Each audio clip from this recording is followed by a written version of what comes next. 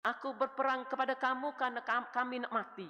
Jadi kesimpulannya, sebagai orang Islam yang cintakan pada saudara-saudara kita di Palestin, dan kita tak usah tengok dah kematian yang setakat ni sejak berlakunya serangan di antara Iran dan Israel, 450 orang dah mati syahid di Gaza. Kalau kita duk tunggu Sunni pada Arab, daripada Saudi Arabia, daripada Mesir, kita akan terus menyaksikan penyembelihan umat Islam di Palestin. Dan ni kita tahulah rakyat Israel telah menjadi pelarian juga, sebagaimana mereka telah lakukan ke atas Gaza. Mereka telah mengalami perkara yang sama.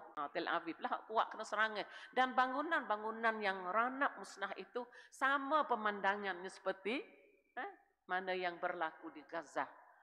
Tapi bila berlakunya serangan ke atas Tel Aviv yang menyebabkan rakyat Israel bertempiaran lari kerana sangat takut. Mereka takut mati Israel ni.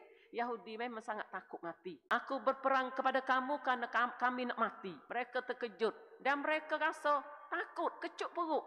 Mesir buka pintu dan mempersilakan rakyat Israel masuk. Sedih sangat-sangat Yahudi laknatullah ini. Dan Allah wajibkan kita membaca surah Al-Fatihah itu setiap hari ketika kita salat. Kita tak ingat pun Yahudi itu musuh kita dengan peringatan daripada Allah dalam surah Al-Fatihah. Kita berperangai, berkelakuan, pemikiran supaya Yahudi pun sama ya dengan Yahudi.